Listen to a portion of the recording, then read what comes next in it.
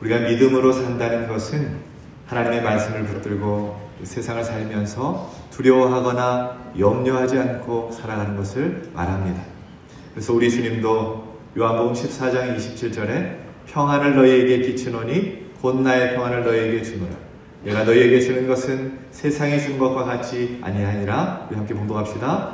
너희는 마음에 근심하지도 말고 두려워하지도 말라. 근심하지도 말고 두려워하지도 말라. 주님 주신 평안을 가지고 이런 삶을 살게 된다라는 것이죠. 정말 살아계신 하나님이 믿어지고 성령 하나님이 나와 동행한다는 사실이 믿어지면 세상이 두렵지 않습니다. 사람도 두렵지 않습니다. 시험도 환난도 두렵지 않습니다. 더 이상 의심하거나 두려워하거나 염려하지 않고 하나님 감사합니다. 하나님 사랑합니다. 하나님 모든 것이 다 하나님의 은혜입니다. 이 말밖에 우리가 할 말이 없게 되는 것이죠. 이것이 진정한 믿음의 삶인 것입니다. 그러면 제가 여러분에게 한번 질문을 해보겠습니다. 속으로 한번 대답해 보세요. 여러분은 이제껏 믿음으로 두려워하지 않고 염려하지 않고 살아오셨습니까? 주님을 믿는다고 하지만 목사인 제 자신도 조그만한 삶의 문제에 허덕이면서 흔들리면서 그렇게 쓰러졌던 것 같아요. 여러분은 어떻습니까? 굳건한 믿음으로 어떠한 어려움 앞에서도 주님만 붙들고 승리해 오셨습니까? 아마도 대부분 저처럼 삶의 문제들 앞에 쉽게 흔들렸을 것 같습니다. 오늘 말씀해 보면 우리의 연약한 삶은 제자들, 예수님의 제자들의 모습이 등장하고 있어요. 오늘 본문은 보리떡 5개, 물고기 2마리, 이 오병이어의 기적이 있은 후에 일어난 사건입니다. 주님의 능력을 경험한 사람들이 예수님을 왕으로 모시면 적어도 굶어 죽지는 않겠구나 생각하고 예수님을 왕으로 모시려고 합니다. 동일본문 요한복음 6장 15절에 보면 억지로 붙들어 임금으로 삼으려는 줄 아시고 다시 혼자 산으로 떠나 가시니라 라고 말씀하고 있어요. 위기를 느끼신 예수님은 먼저 제자들을 배에 태워서 갈릴리 호수 건너편 게네사렛 땅 지방으로 먼저 보내고 그리고 무리를 흩트러 버리시고는 예수님은 산에 올라가셔서 기도를 하시는 것입니다. 베세다 원족에서 홀로 이렇게 기도를 하고 계시는데 먼저 보냈던 제자들이 갈릴리 바다 호숫가에서 배를 놓아줘 가다가 큰 풍랑을 만나서 고난 가운데 그들이 있었던 것을 예수님이 보게 됩니다.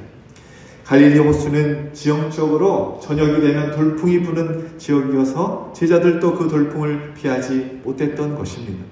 이때 산에서 기도하시던 예수님께서 제자들이 고난당하는 것을 아시고 밤 사경에, 이 사경은 저녁 6시부터 새벽 6시까지를 4병으로 나누는데 사경은 새벽 3시부터 동투기까지 새벽 6시까지를 의미합니다. 이 깊은 새벽에 예수님께서 얼만큼을 걸어오셨냐면 오늘 성경에 보니까 수리를 걸어서 오셨다고 하는데 동일본문 요한복음에 보면 10여리쯤이라고 기록되어 있어요. 약 4.6km에서 5.6km를 예수님께서 걸어오셨다는 것입니다. 그러니까 예수님은 파도치는 바다 위를 제자들이 힘겹게 노젓고 있는 모습을 보시고 고난 가운데 있는 그들을 향해서 파도를 밟으시면서 찾아오고 계시는 것이지. 그런데 제자들이 그런 예수님의 모습을 보고는 유령이라고 무서워서 소리치면서 예수님 앞에 벌벌 떨고 있으니까 예수님께서 안심하라, 두려워하지 말라 라고 말씀을 하십니다. 베드로가 곧바로 예수님인 것을 알아차리고는 주여 만일 주님이시거든 나를 명하여 이 물 위로 걷게 해 주옵소서 라고 요청을 해요. 그때 예수님께서 오라 라고 베드로를 부르셨고 곧바로 베드로는 물에 뛰어들어서 예수님을 향한 걷기 시작하는 것입니다. 그러다가 몇 발자국 걷지 못하고 바람이 무서워서는 물속에 빠져버렸어요. 주여 나를 구원해 주소서 또 외쳤더니 예수님께서 베드로의 손을 잡아 꺼내주시고 함께 배 위에 오르자 바람이 그쳤고 배에 있던 다른 제자들이 예수님 앞에 무릎을 꿇고는 진실로 하나님의 아들이십니다 라고 고백하면서 오늘 이야기가 막을 내리고 있습니다. 여러분 오늘 이 장면을 한번 생각해 보세요. 여러분이 타고 가는 배가 문제가 생겼습니다. 큰 풍랑을 만났어요. 능력의 주님께서 바로 여러분 앞에 나타나셨다면 여러분은 그 순간에 무슨 부탁을 예수님께 하시겠습니까? 무슨 부탁을 하시겠어요? 저 같으면 주님 제발 이 풍랑 좀 잠잠케 해주세요. 그렇게 말했을 것 같습니다. 그런데 그 급박한 상황 속에서도 베드로를 한번 보세요. 무슨 요청을 하고 있습니까? 주여 만일 주님이시거든 나를 명하사 물 위로 오라 하소서, 이렇게 요청하고 있습니다. 우리가 잘 알다시피 베드로는 성질이 급하고 다혈질에 실수가 많은 사람입니다. 가만히 좀 있었으면 좋겠는데 오늘 또 나서는 거예요. 베드로는 참 성질도 급하다. 예수를 믿어도 유난하게 믿는다. 가만히 좀 있지. 나는 저렇게는 안 믿을 거야. 좀 고상하고 실수도 안 하고 점잖게 믿을 거야.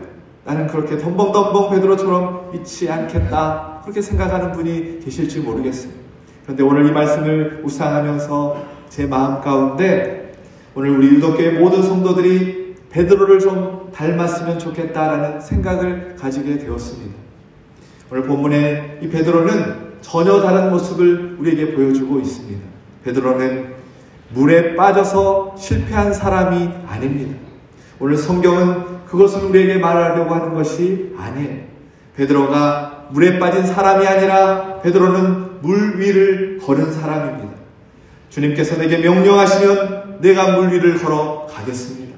주님 나를 오라고 걸어오라고 말씀해 주십시오. 주님께서 오라라고 말씀하니까 베드로는 주님이 계신 곳까지 물 위를 걸어서 간 사람이라는 것이죠. 물 위를 걸었던 사람인 것입니다. 물 위를 걸어갔기 때문에 또 물에 빠지게 된 것이죠. 아마도 이 사건은 베드로가 일평생을 살면서 주님을 믿고 주님을 따르는데 가장 큰 밑거름이 되었을 것입니다.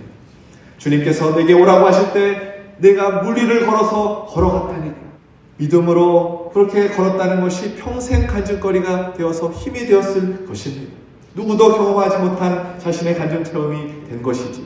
그런데 베드로가 물 위를 걸을 수 있었던 것은 바로 믿음으로 주여 만일 주님이시거든 나를 명하사 물 위로 오라소서, 주님께 이렇게 간구했기 때문에 가능한 사건이었다는 것입니다. 이 간구는 참으로 특이하고 어떻게 보면 괴짜다운 간구처럼 보입니다. 그런데 베드로가 이처럼 간구할 수 있었던 이유가 어디에 있습니까? 베드로에게는 주님에 대한 분명한 믿음이 있었기 때문입니다. 이 말씀을 묵상하는데 베드로의 믿음의 간구가 너무나 대단해 보였습니다. 이 믿음으로 인해서 베드로는 인류 최초로 유일하게 물 위를 걸은 사람이 된 것입니다. 오늘 베드로를 통해서 우리의 믿음을 점검하시고 도전받는 은혜의 시간이 되기를 주님의 이름으로 축원합니다. 그러면 베드로가 가지고 있었던 믿음은 어떤 믿음이었을까요? 첫 번째로 베드로는 예수님에 대한 분명한 믿음, 예수님이 구원자시고 예수님이 주인이시다라는 믿음이 베드로에게 있었습니다. 27절 말씀, 28절 말씀 함께 공부합시다. 예수께서 즉시 이르시되 안심하라 나니 두려워하지 말라. 베드로가 대답하여 이르되 주여 만일 주님이시거든 나를 명하사 물 위로 오라소서 하니. 아멘. 베드로를 포함한 제자들은 이미 마태복음 8장에서 폭풍으로 죽을 뻔했던 사건을 맞이한 적이 있습니다. 그때 예수님께서 바람과 바다를 말씀 한마디로 잠잠케 하시는 역사를 그들이 경험을 했습니다. 이번에도 주님은 그렇게 두려워하는 제자들을 향해서 자신이 예수님이심을 확인시켜 주시고 안심하라 두려워하지 말라 라고 말씀하십니다. 물 위를 걸어서 오시는 분이 예수님이심을 깨달은 순간에 베드로는 예수님을 향해서 뭐라고 부르고 있습니까? 주여라고 부르고 있어요. 또한 물 위를 걸었던 베드로가 갑자기 바람에 놀라서 무서워서 물속에 빠져들고 있을 그 순간에도 그때도 주님을 향해서 베드로가 뭐라고 소리를 칩니까? 30절에 보니까 주여 나를 구원하소서 라고 주님을 주여라고 부르고 있는 것이지. 여기서도 예수님을 주여라고 부르고 있는데 헬라어로는 퀴리오스라는 단어를 사용하고 있어요. 왕, 주권자, 주인이라는 뜻을 가지고 있습니다. 그래서 베드로는 예수님이 내 삶의 주관자, 이 풍랑을 잠잠케 하실 분, 예수님만이 죽음의 두려움에서 구원하실 유일한 구원자라고 지금 그렇게 고백하고 있는 것입니다. 그렇게 예수님을 알아보고는 곧바로 호기롭게 예수님을 향해서 청혼을 하는 것이죠. 나를 명하사 물 위로 걷게 하소서, 물 위로 오라고 하소서라고 요청을 합니다. 그런데 이 말씀을 자세히 보면 베드로가 걷기를 요청하기 전에 한 가지 전제 조건을 달고 있습니다. 만일 주님이시거든 이라는 단어입니다. 여기서 만일에 해당하는 단어가 A라는 이 가정법 단어인데, 이 단어는 바다 위로 걸어오는 존재가 예수님이 아닐지도 모른다라는 의심에서 사용된 단어가 아닙니다. 그것을 어떻게 알 수 있냐면 이 단어 앞에 주여라고 분명히 예수님임을 확인하고 주여라고 부르고 있다라는 것이죠. 이미 상대가 예수님임을 베드로는 확신하고 있었다라는 것입니다. 그럼에도 불구하고 이 단어를 사용하고 있는 것은 예수님이 물 위를 걸어오시는 너무나도 놀라운 광경을 목격한 그 감격 때문에 지금 이렇게 고백하고 있는 것입니다. 그래서 이 단어를 과연 주님이시기에 라고 이렇게 해석하자라고 하는 학자도 있습니다. 과연 주님이시기에 내게 명령하시면 내가 한 일을 너희도 하리라는 주님의 말씀처럼 배 안에서 구원받는 차원이 아니라 나도 예수님같이 물 위를 걸을 수 있습니다. 그렇게 베드로는 지금 이 요청을 하고 있는 것이죠. 그래서 이 말씀을 의역해보면 이런 거예요. 주님, 나도 예수님처럼 물 위를 걸어서 주님께 가기를 원합니다. 그러나 나는 내 힘으로는 물 위를 걸을 수 없습니다. 그렇다고 믿습니다 하고 물 위로 뛰어내릴 믿음도 없습니다. 주님께서 오라고 하시지 않으면 저는 두려워서 배 밖으로 한 발자국도 나갈 수 없습니다. 그러나 주님께서 오라고 나에게 명령하시면 제가 물에 뛰어들 용기와 믿음이 생길 것 같습니다. 주님, 내게 오라고 명령해 주십시오. 그렇게 지금 주님에 대한 분명한 확신을 가지고 간구하고 있었다라는 것입니다. 엄청난 풍랑 앞에 남들이 경험할 수 없는 요청을 지금 하고 베드로는 경험하고 있다라는 것이죠. 사랑하는 여러분, 무엇을 보느냐 하는 것이 너무나 중요해요. 제자들은 그가 바다 위를 걸어오는 것을 보고 무서워 놀라고 있어요. 베드로도 바람을 보고 무서워하고 있습니다.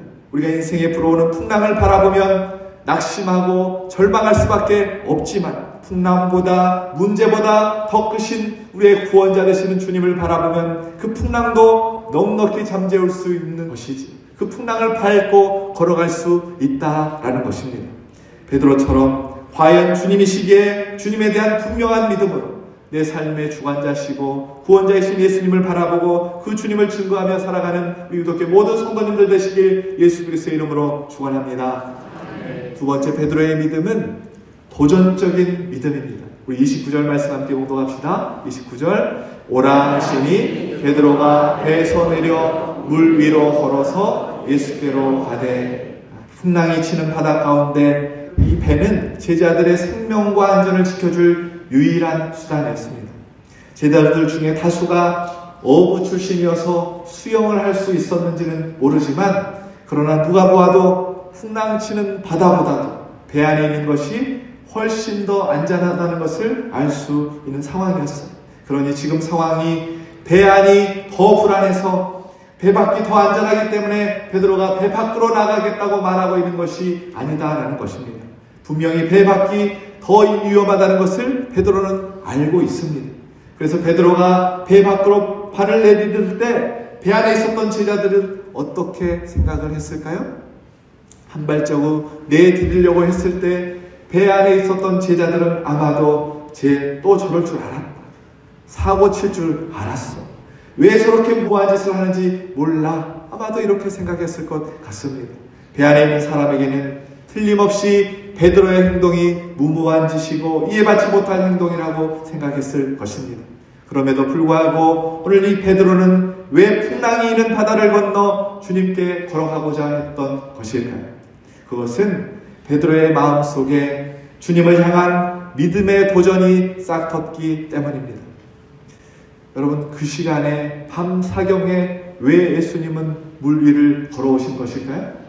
왜 예수님이 물 위를 걸어서 오셨을까요? 그 시간에는 배가 안 다니거든요. 죄송합니다. 웃자고 얘기를 했는데 예수님이 물 위를 걸어서 오셨단 말이에요. 그 모습을 보고는 베드로도 믿음의 도전이 생겼어요.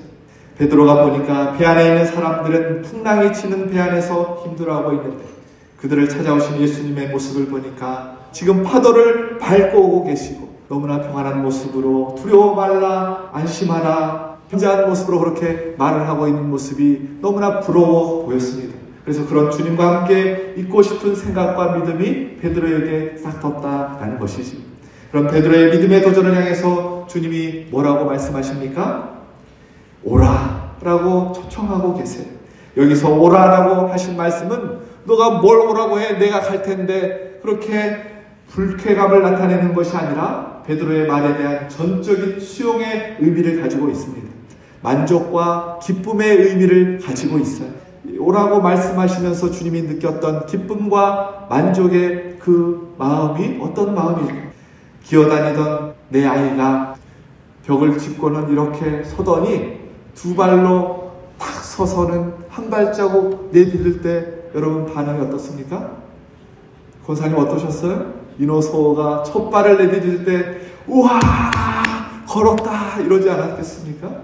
다들 자녀들이 걸을 때 그러지 않았겠어요? 주님은 바로 이 기쁨과 이 만족으로 베드로를 환영하고 있다라는 것입니다. 여러분, 모든 부모가 아이가 자라고 스스로 일어나는 모습, 첫 발을 내딛는 모습을 보는 것을 기뻐합니다. 예수님은 일어서려는 베드로의 믿음의 도전을 기뻐하고 계셨다라는 것이지. 비록 물에 빠지긴 했지만 비록 작은 믿음이었죠. 그가 그 믿음의 분량만큼 물 위를 걸어갔다라는 것이지. 만약 베드로의 믿음의 도전이 없었다면 물 위를 걷는 체험도 그는 할 수 없었던 것입니다. 믿음으로 도전하고 행동하는 것은 분명히 위험한 일입니다. 베드로는 물 위를 걸었어요. 그러나 얼마 가지 못하고 물속에 빠져들어갑니다. 우리가 믿음으로 주님께 순종하기 시작하면 물 위를 걷는 베드로와 같은 삶을 살게 되면서도 또 동시에 물속에 빠져드는 위기와 같은 상황을 만나게 된다라는 것을 가르쳐주는 것이지. 그래서 어떤 분들은 그 일 때문에 조롱을 받기도 합니다. 믿음으로 살아본다고 하더니 꼴 좋다 이런 말을 듣기도 해요. 주님도 베드로를 왜 의심하느냐 책망하면서 지금 건져주고 계십니다. 그런데 물 위를 걸으려 하지 않았다면 이런 책망도 이런 실패도 경험하지 않았을 것입니다. 그래서 그때마다 내가 괜히 믿음으로 산다고 했네, 괜히 순종한다고 했나, 도대체 이게 뭐야, 너무 창피하다, 하지 말걸, 이런 경우를 만나기도 한다라는 것이죠.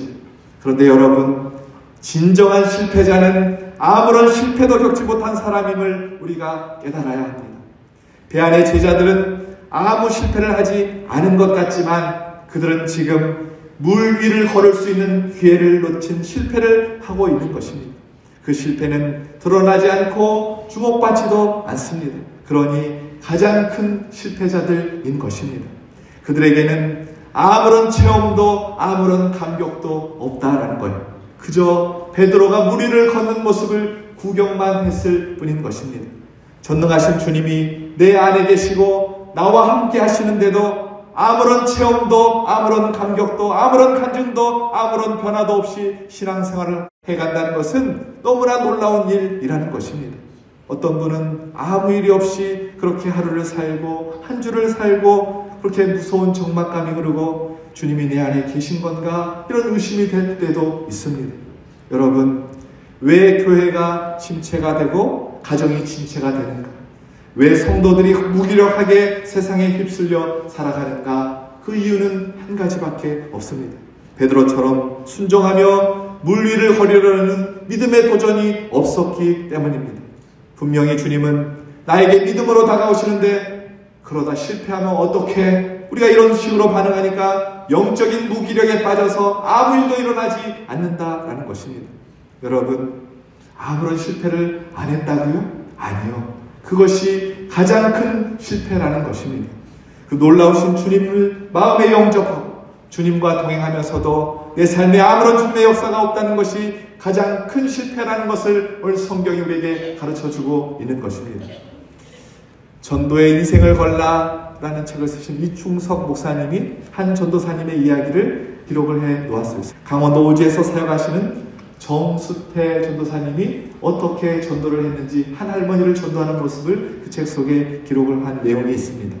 이 정수태 전도사님이 시골 마을에 한 할머니를 전도하기 위해서 집에 찾아가면 이 할머니가 손자를 시켜가지고는 소금을 이 전도사님을 향해서 막 던져라고 이렇게 쉬어가지고 전도를 하러 갈 때마다 이 손자가 나와가지고는 소금을 막 뿌렸다는 것입니다. 재수 없으니 당장 나가라 그런 것이죠. 수모를 당하면서도 계속해서 웃으면서 할머니 예수 믿으세요 이렇게 말했다는 거예요. 할머니를 또 찾아가고 또 찾아가면 소금을 뿌리고 욕하고 쫓겨나고 이런 멸시를 당하면서도 꾸준히 찾아가서 전도를 했다는 거예요. 할머니 저 또 왔어요. 예수 믿으세요. 그렇게 6개월이 지나니까 이 할머니가 마루 위로 올라오라고 그렇게 신호를 보내달랍니다. 허락을 해 주었답니다. 예수님은 안 믿겠다고 하시면서 그래도 그날 이후로 이런저런 이야기를 나누는 그런 관계가 되었다는 거예요. 그리고 마루로 올라와서 그렇게 대화를 하고 허락한 지 딱 1년 만에 이 할머니가 병석에 눕게 되었습니다. 병문안을 가서는 이 전도사님이 예배를 드려도 되느냐고 물었더니 예배를 드려달라고 하셔서 첫 예배를 감격적으로 할머니와 함께 드렸다는 거예요. 이 할머니가 이제 병석에 이렇게 누워서 시간이 흐르고 병환이 깊어져서 이제 말씀도 못하게 될 상태가 되자 할머니의 영혼 구원을 위해서 복음을 전해야겠다라는 마음이 이 전도사님 마음 가운데 들어서 곧바로 성경책을 챙기고 이 할머니 집에 달려갔습니다. 그리고 고린도전서 15장 부활장 말씀을 읽고는 죽음 후에 부활이 있다는 말씀을 이 할머니에게 전했습니다. 할머니 예수님을 영접해야 합니다. 돌아가시기 전에 예수님을 영접하셔야 천국 갈 수 있습니다. 후원받을 수 있습니다. 만약에 예수님을 믿겠다고 마음에 정해지시면 제 손을 말씀 못하시니까 제 손을 꼭 잡아주십시오. 이렇게 전도사님이 말하니까 이 할머니가 전도사님의 손을 꼭 잡으십니다. 이제 곧 돌아가시기 직전이셨는데 얼마나 세게 잡으셨는지 손을 놓을 수가 없었다고 합니다. 그렇게 가족들도 다 들도 앉는 자리에서 이 할머니가 영접 기도를 하시고 그리고 며칠 뒤에 이 할머니가 천국에 돌아가셨어요. 소천하셨어요. 장례를 다 치르고 전도할 때 그렇게 핍박했던 그 첫 번째 손자 녀석이 예수님을 영접했습니다. 손자를 비롯해서 7남매가 다 교회에 나오고 예수 믿게 되었답니다. 믿음으로 순종하는 믿음의 도전이 있어야 물리를 걷는 행함이 있어야 비로소 살아계신 주님의 역사를 경험할 수 있다라는 것을 우리에게 가르쳐주고 있는 것이지. 사랑하는 여러분, 분명한 것은 배 안과 배 밖은 분명히 다르다는 것입니다. 믿음의 도전을 통해서 배 밖으로 나온 베드로만이 깨달을 수 있는 진리가 있는 것입니다. 진짜 안전한 것은 배 안에 있는 것이 아니구나. 예수님 편에 설 때 예수님 안에 있을 때가 안전하구나. 이렇게 깨닫게 되는 것입니다. 오늘 이 말씀은 베드로에게만 제자들에게만 하시는 말씀이 아니에요. 지금 믿음의 도전을 하고 있는 저와 여러분에게도 주님께서 오라라고 말씀하고 계신다라는 것이지. 배 밖으로 나오면 더 힘들고 어려운 일이 있음을 알매도 불구하고 그 틀에서 벗어나 내가 있는 곳으로 오너라. 우리를 주님 안으로 주님께서 초청하고 계신다라는 것입니다. 주님은 우리가 믿음의 도전을 통하여 기적의 주인공들이 다 되기를 원하십니다. 다른 사람들의 간증만 듣고 기적을 구경만 하는 사람들이 아니라 삶 가운데 하나님의 기적을 체험하며 간증하는 믿음의 사람들이 우리 기독교 모든 성도님들 되시길 예수 그리스도의 이름으로 축원합니다. 마지막으로 베드로에게는 어떤 믿음입니까? 첫 번째 어떤 믿음이 베드로에게 있었습니까? 주님이 구원자시고 주님이 주인이십니다. 예수님에 대한 분명한 믿음이 있었어요. 두 번째 베드로에게는 어떤 믿음이 있었습니까? 도전적인 믿음이 베드로에게 있었습니다. 마지막으로 한번 따라하겠습니다. 말씀을 의지하여 순종하는 믿음. 이 믿음이 베드로에게 있었습니다. 여러분, 믿음의 도전은 예수님의 말씀이 있을 때 시작되는 것입니다. 무턱대고 하는 것이 아니에요. 갈릴리 바닷가에서 밤새 그물질을 했지만 한 마리도 잡지 못하고 그물을 싣고 있는 베드로에게 주님께서 찾아오셔서는 깊은 데로 가서 그물을 던지라, 고기를 잡으라라고 명령하십니다. 그때 베드로가 무엇라고 말씀합니까? 누가복음 5장 5절 말씀 함께 공독합시다. 시몬이 대답하여 이르되 선생님, 우리들이 밤이 새도록 수고하였으되 잡은 것이 없지만은 말씀에 의지하여 내가 그물을 내리리이다 하고. 아멘. 주의 말씀이 있었고 주의 말씀에 의지하고 순종했더니 그물이 찢어지고 2배 가득 차도록 물고기를 잡는 놀라운 역사를 경험하게 되었다라는 것이지. 여러분, 주님께서 우리에게 믿음의 도전을 요청하시는 이유는 바로 이것 때문입니다. 우리를 죽이려고, 우리를 힘들게 하려고, 우리를 망하게 하려고 하시는 것이 아니라 오히려 우리를 살리고 궁극적으로 우리에게 만선의 은혜와 축복과 기쁨을 허락해 주시기 위한 하나님의 계획이 그 속에 있기 때문입니다. 오늘 베드로가 물 위를 걸은 것은 말씀에 의지하여 순종했던 믿음 때문입니다. 오라고 말씀하시는 주님의 말씀에 의지해서 나아갔기 때문입니다. 폭풍이 치는 상황에서 배 밖으로 뛰어내리는 건 정말로 무모한 일처럼 보입니다. 그러나 오늘 본문에서 나오는 베드로의 행동은 절대 무모한 행동이 아니었어요. 우리 29절 말씀 다시 한번 봉독합시다. 29절, 오라 하시니 베드로가 배에서 내려 물 위로 걸어서 예수께로 가되. 아멘. 베드로는 지금 혼자 감정에 충만해서 바다로 뛰어든 것이 아닙니다. 주님이 오라고 초청하시는 그 말씀을 듣고 말씀에 의지해서 뛰어내린 것이지 혼자 흥분해서 뛰어내리는 것이 아니에요. 주님의 말씀에 의지해서 한 행동이라면 그것이 풍랑치는 바다일지라도 절벽일지라도 폭포수 위일지라도 그 일은 무모한 일이 아니라 주님의 역사를 일으키는 믿음의 행동이 된다라는 것을 오늘 성경이 우리에게 가르쳐주고 있습니다. 바다 위로 뛰어내린 베드로가 과연 몇 걸음을 걸었는지 정확하게 기록되어 있지 않지만 그래도 적어도 베드로는 바다 위를 걷는 기적을 체험한 사람이라는 것입니다. 어느 날 미디안 군사 13만 5천 명이 이스라엘 백성을 쳐들어왔습니다. 하나님은 기드온을 용사로 이스라엘의 사사로 부르셨고 군대를 그가 모집하게 됩니다. 몇 명이 모집이 됐냐면 3만 2천 명이 군대 지원을 했어요. 13만 5천 명 대 3만 2천 명은 4대 1도 안 되는 숫자입니다. 턱없이 부족한 숫자였는데 하나님께서 기드온에게 뭐라고 명령하시냐면 3만 2천 명 너무 많다 그러시는 거예요. 두려워하는 자들이 있으니 다 돌려보내라 라고 말씀을 하셔서 남은 사람들이 10,000명밖에 남지 않았어요. 그런데도 주님께서 하시는 말씀이 이것도 많다. 무릎 꿇고 물 마신 자들 다 돌려보내라 라고 말씀하셔서 다 돌려보내고 나니까 300명만 남게 된 것입니다. 이렇게 하신 이유는 전쟁의 성패가 숫자에 달려있는 것이 아니라 하나님께 달려있다는 것을 이스라엘 백성들에게 가르쳐 주시기 위함이었습니다.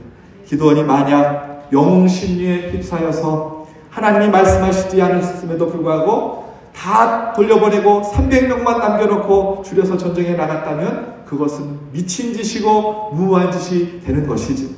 그러나 그가 하나님의 말씀에 의지해서 300명이라는 작은 숫자를 데리고서 전쟁에 나갔기 때문에 그 전쟁에서 승리할 수 있었고 우리는 이것을 믿음의 전쟁이라고 그렇게 부르고 있는 것입니다.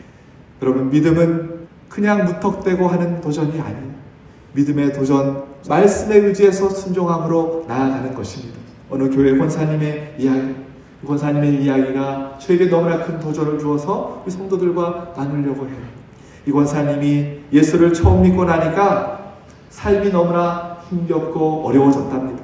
남편이 술을 마시고 폭행하고 도박까지 하고 또 외도까지 저질렀다는 거예요. 결국은 살고 있던 집마저도 도박으로 다 날려버렸습니다. 그리고 사업은 점점 더 어려워졌어요. 그런데 남편이 잘못했다고 와서 싹싹 빌어야 되는데 오히려 당신이 예수 믿어서 이렇게 됐노라고 더 구박하고 더 폭력을 행했다는 것입니다. 칼을 들이대고 예수 그만 믿으라고까지도 했다는 거예요. 그래도 마음이 바뀌지 않으니까 3남매를 남겨놓고는 이 남편이 집을 나가버렸다는 거예요. 다 버리고 떠났다는 거예요. 그러니 그 삶이 얼마나 힘들고 어려웠겠습니까? 그때 큰아들이 초등학교 6학년이었는데 갑자기 이 아들이 맹장 수술을 하게 되었답니다. 아무것도 없는데 어떻게 수술비를 해결해야 되나, 병원비 때문에 어쩔 줄 모르고 있을 그때 구역 식구들이 이 소식을 알고 돈을 걷어서 몰래 병원비를 내주었다고 합니다. 마침 또 그때 목사님이 성도들과 함께 신방을 오시게 되었어요. 인쇄소도 하고 남편과 행복하게 사는 사람인 줄 알았는데 이게 무슨 일이냐. 기가 막힌 상황을 보시면서 거기 모인 모든 사람들이 눈물로 하나님 앞에 함께 예배를 드렸답니다. 예배를 마치고 전도사님에게 이 목사님이 빨리 가서 쌀 사오라고, 쌀통이 빈 것을 보고는 빨리 가서 쌀 사오라고 그렇게 하니까 이 권사님이 목사님께 이렇게 고백했다는 거예요. 목사님, 저는 젊습니다. 내가 가난하지만 남에게 얻어먹을 정도는 아닙니다. 그러면서 쌀 사오는 것을 긋고 말렸다는 거예요. 그러면서 훗날 그날을 기억하면서 이 권사님이 일기장에 이렇게 쓰셨다는 거예요. 여러분 들어보세요. 나는 주님께 기도했다. 주님, 내가 가난한 건 괜찮아. 그런데 내가 남에게 돈을 빌리고 남의 도움을 받고 산다면 믿지 않는 나의 부모, 형제들에게 나의 아버지가 가난뱅이 하나님이 되시잖아요. 이제부터 나는 쌀이 없으면 굶고 반찬이 없으면 소금 먹고 살겠습니다. 주님, 내 사업을 통해 이 모든 것을 해결해 주세요. 나의 기도를 들어주시는 주님은 날마다 꼭 내가 필요한 만큼 내게 허락하셨다. 남에게 얻어먹는 삶을 살지 않도록 함께 하셨다. 교회에서 주는 장학금 받으라고 했지만 3남매 모두 받지 않게 하셨다. 교회에 이세물을 하라고 하셨지만 주님은 그것도 주님의 능력을 믿지 못하는 것이라고 하시면서 하지 못하게 하셨다. 오직 주님만이 나의 모든 것을 공급해 주셨다. 광야의 훈련은 날마다 주님의 기적을 보게 했다. 그래서 주님을 바라보지 않고는, 기도하지 않고는 불기둥, 구름기둥으로 인도함을 받을 수도, 만나와 메추라기도 먹을 수 없으니 날마다 주님만 믿고 나아가야 했다. 그리고 승리할 수 있었다. 나에게 부자 아버지 하나님이 내 아버지시기에 나는 부유한 사람, 많은 것을 가진 사람이다 라고 이렇게 권사님이 일기장에 기록을 해 놓으셨어요. 여러분, 어떤 사람은 정말로 죽을 것 같은 상황 속에서도 하나님만 의지하고 하나님을 바라보는 믿음의 눈이 열리게 되는 것입니다. 그러면 왜 주님께서 우리를 풍랑이 치는 바닷속으로 오라고 그렇게 초청하고 계시는 것일까요?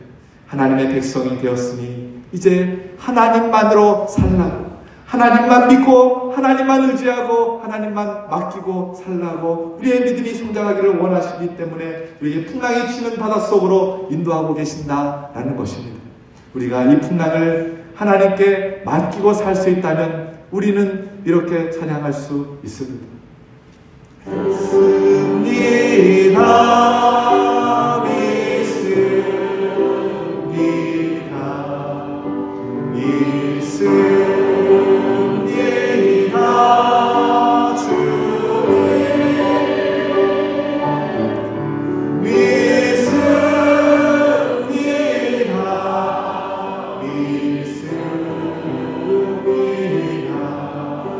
주님 믿습니다, 믿습니다,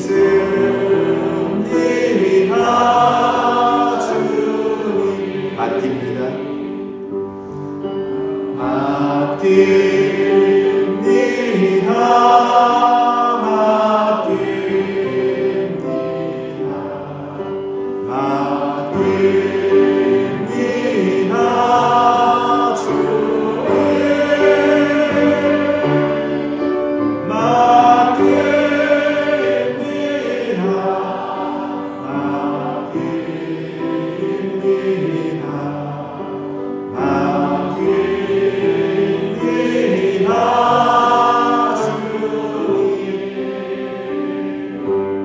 맡깁니다, 내 하나님은 부자 하나님이시다.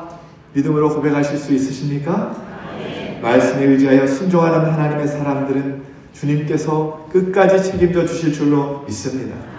본문 밤 사경에라는 이 시간은 앞에서도 말했지만 3시부터 새벽 6시까지 동트기 바로 직전을 말하는데 이것은 영적으로 아주 깊은 절망의 밤, 불안의 밤을 의미합니다.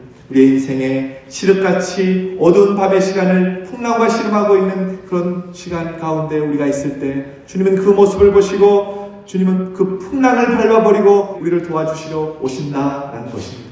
비록 그 풍랑 앞에 우리가 무서워서 허우적거릴지라도 주여 우리를 구원하소서 주님의 이름을 부를 때 우리의 손을 붙잡아 주시고 다시 일으켜 주시는 분이 우리가 믿는 주님이시다라는 것입니다. 사랑하는 여러분, 우리는 누구나 물질의 풍랑, 건강의 풍랑, 자녀의 풍랑, 인간관계의 풍랑, 여러 가지 풍랑을 만나게 되어 있습니다. 그럼에도 불구하고 인생의 큰 풍랑 가운데 있다고 할지라도 낙심하지 말고 더욱 우리 주님만 의지하실 수 있기를 소망합니다. 주님께 다 맡기고 주님만 믿고 의지하셔서 분명한 주님을 향한 믿음을 가지고 말씀에 의지해서 순종하고 첫 발을 내디디며 베드로처럼 나아갈 때 주님께서 놀라운 역사를 우리로 하여금 경험하게 하실 줄로 믿습니다. 그런 삶을 살아내시는 우리 유독교 모든 성도님들 되시길 예수 그리스도의 이름으로 축원합니다.